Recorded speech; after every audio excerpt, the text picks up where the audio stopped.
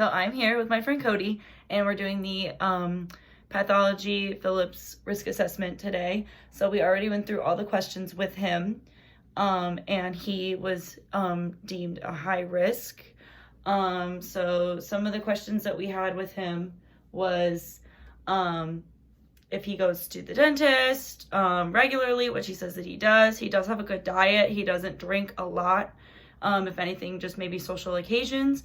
The only thing is that when he does drink during those social occasions, he will have 1 or 2 cigarettes here and there. So,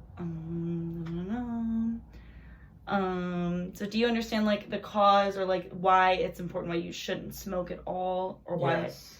Because it can give me oral cancer, lung cancer, throat cancer, all sorts of cancer. That's good. Because lung cancer can metastasize and spread to all parts of your body.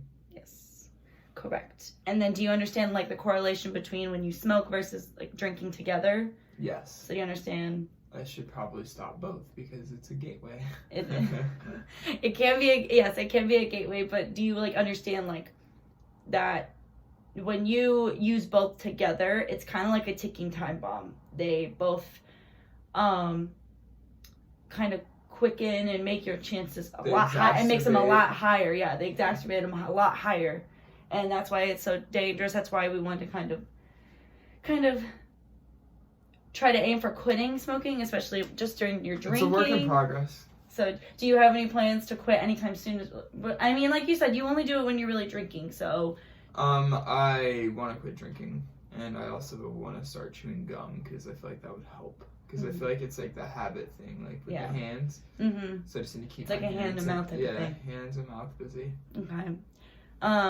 So some of like I said, some of the ways that you can prevent it is obviously one, you're gonna want to go to your dentist every 6 months or when needed, because we always do oral cancer screenings every single time. So that's why we always check. And then another thing is you want to just kind of always check at home.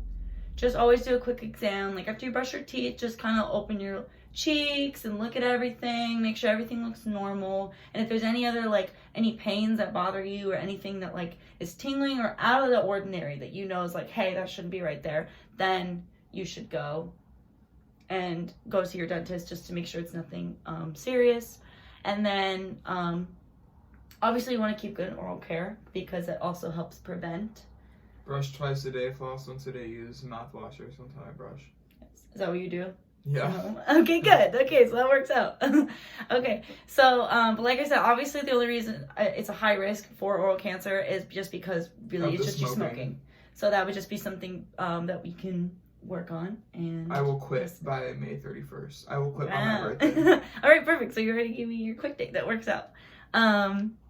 Do you have any other questions for me or anything? Because, I mean, your nutrition, I mean, like you said, your diet's really good. Your lifestyle habits are very good. You go to your dentist. I think, just like I said, the only thing is just the tobacco. Is tooth whitening, like if I get my teeth bleached, is that bad for my enamel? No.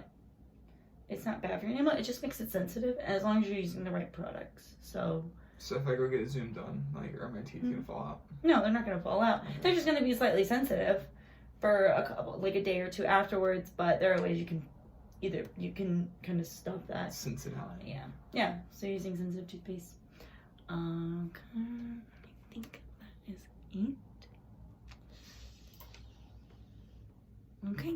And so I'm going to print him out a copy of his results. I'm going to turn this around so I can see. So, copy of his high risk results. And going over and explaining everything he needed to do. And that is it. Okay. Thanks, Cody.